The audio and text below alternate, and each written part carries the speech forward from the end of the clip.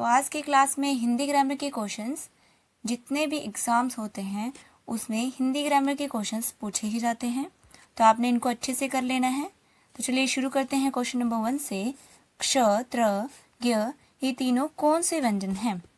चारों ऑप्शंस को ध्यान से देखना है और खुद से भी प्रैक्टिस करनी है और मुझे बताना है कमेंट सेक्शन में कमेंट करके इन क्वेश्चनों में से आपके कितने क्वेश्चन सही जा रहे हैं। ठीक है, तो क्वेश्चन नंबर जो 1 है उसका राइट आंसर है ऑप्शन नंबर ए, संयुक्त व्यंजन। ठीक है, संयुक्त व्यंजनों की संख्या कितनी होती है? 4।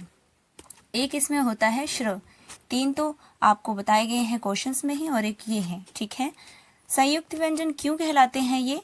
क्योंकि इसमें 2 या 2 से अधिक व्यंजनों की संख्या मिली होती है। ठीक है, यदि क्वेश्चन पूछ लिया जाए कि व्यंजनों की संख्या कितनी है, तो व्यंजनों की संख्या 33 है, ये भी आपने याद रखना है।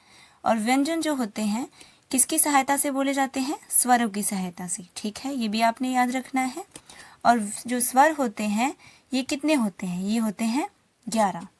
ये आपने सारे पॉइंट नोट कर लेने हैं। ठीक है, चलिए नेक्स्ट क्वेश्चन देखते हैं। क्वेश्चन नंबर 2, नाक कौन सा शब्द है?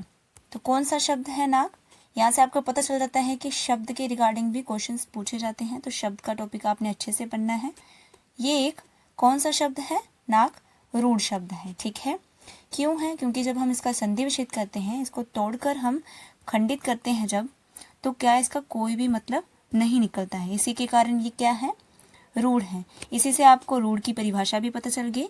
जैसे कमल है, देखिए आप कमल को अगर हम लिखें तो क जमा म जमा ल, देखिए इन वर्णों का जो है, ये जो है इसका कोई भी सार्थक मतलब नहीं निकल रहा है, तो इसी के कारण ये क्या है? रूढ़ है। जिन शब्दों को हम जब तोड़कर लिखते हैं उसका कोई भी अर्थ नहीं निकलता है, ना तो इसका निकल रहा है, ना इसका और ना ही इसका, तो इसी के कारण ये क्या है? रूढ़ शब्द है। क्वेश्चन नंबर 3 है, नवयुवक कौन सा समास है? इंपॉर्टेंट क्वेश्चन है ये भी। तो कौन सा समास है? समास का टॉपिक भी आपने अच्छे से पढ़ना है।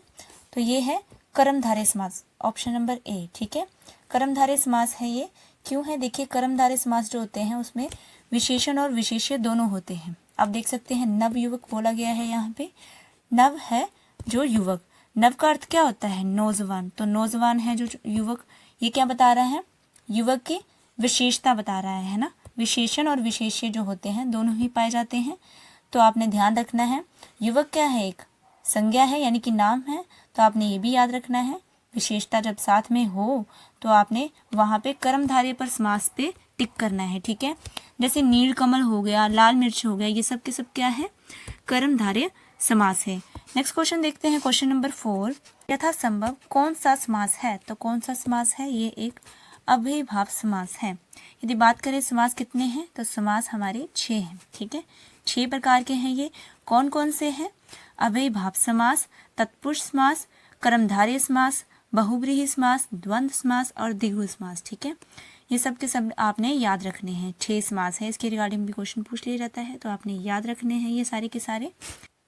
नेक्स्ट क्वेश्चन है क्वेश्चन नंबर 5, निम्नलिखित में से अशुद्ध शब्द कौन सा है? अशुद्ध यानी कि गलत शब्द कौन सा दिया गया है इन ऑप्शंस में से? तो option number A is incorrect. ठीक है, option number A is incorrect, क्योंकि ये साप्ताहिक सही नहीं लिखा गया है। साप्ताहिक के साथ आ की मात्रा आएगी, ये आपने विशेष ध्यान रखना है। ठीक है, बीना, वाष्प, सिंदूर ये सभी के सभी सही लिखे गए हैं। नेक्स्ट क्वेश्चन नंबर 6 की बात करें तो इसमें भी अशुद्ध शब्द पूछा गया है, तो देखते हैं। Option number is correct, correct. Option number C is wrong, इसमें त्र के साथ छोटी ई की मात्रा आनी है। ठीक है, ये आपने ध्यान रखना है। अगर कहीं मंत्रिमंडल छोटी ई की मात्रा हो तो वह सही होगा। योगीराज सही लिखा गया है, तो इसी के साथ मंत्रिमंडल की छोटी ई की मात्रा आएगी, ध्यान रखना है आपने। ठीक है, क्वेश्चन नंबर 7 देखते हैं। तो निम्नलिखित में से इच्छा का पर्यायवाची शब्द नहीं है। ऑप्शंस को देखते हुए option number C is incorrect. ठीक है, ये बिल्कुल भी सही नहीं दिया गया है। लिप्सा, कामना, सप्रीहा, अभिलाषा ये सब के सब क्या होते हैं?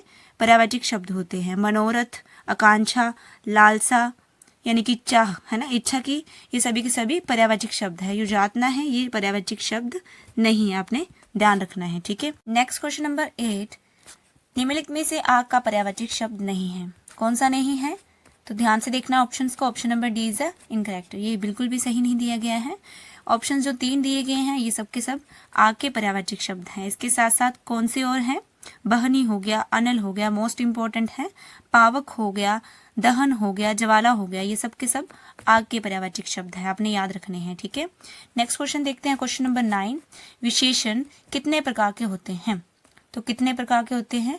4 प्रकार के होते हैं। आपने option number D is correct याद रखना है। 4 प्रकार के होते हैं। कौन कौन से होते हैं?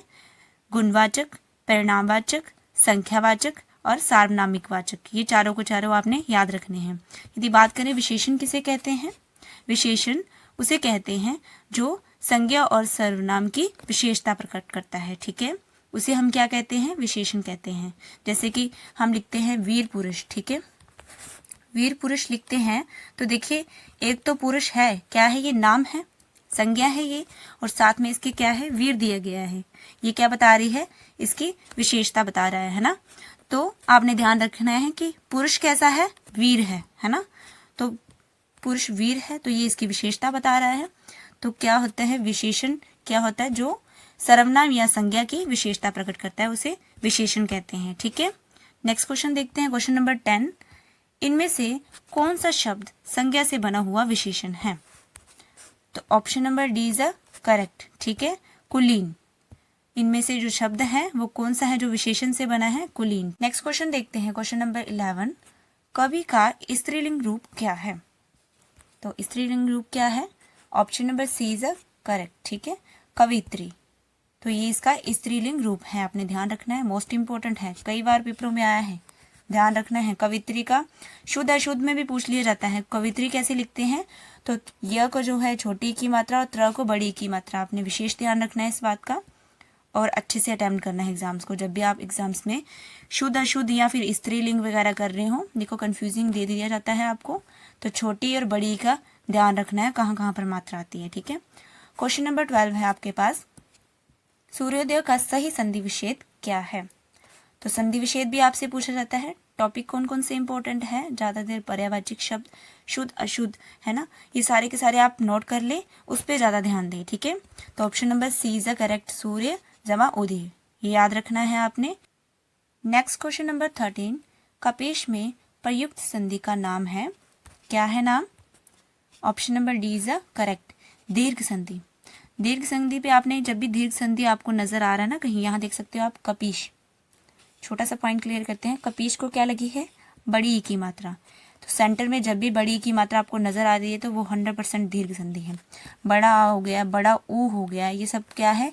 दीर्घ संधि के कंसर्न में है। ठीक है, आपने ये याद रखना है। यहाँ पे बड़ी ई की मात्रा है तो डायरेक्ट आपने फट से आंसर चूज करना है, दीर्घ संधि। ठीक है, नेक्स्ट क्वेश्चन देखते हैं, क्वेश्चन नंबर 14। जो पहले कभी ना हुआ हो, तो पहले कभी ना हुआ हो उसे क्या कहते हैं? Option number D is the correct, अभूतपूर्व। ठीक है, अब वाक्यांश के लिए एक शब्द जो है ये भी इम्पोर्टेंट है। जैसे कई सारे होते हैं, जानने की इच्छा रखने वाला, जिज्ञासु, बहुत सारे होते हैं जो कम खाता हो, अल्पाहारी, ऐसे ऐसे आपने सब याद रखने हैं और डेली लर्न करना है। इससे आपको रेगुलर वे से क्या होगा कि याद हो जाएंगे अच्छे से। ठीक है, नेक्स्ट क्वेश्चन देखते हैं, क्वेश्चन नंबर 15। ज्येष्ठ का विलोम शब्द है, कौन सा है? Option number C is a कनिष्ठ।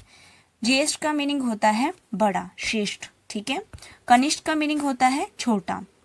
तो आज के क्वेश्चंस यहीं पे समाप्त होते हैं। अगर आपको ये वीडियो अच्छी लगी हो, हेल्पफुल लगी हो, तो प्लीज़ चैनल को सब्सक्राइब करें, लाइक, कमेंट और शेयर करें अपने ज़्यादा से ज़्यादा फ्रेंड्स को। Thank you.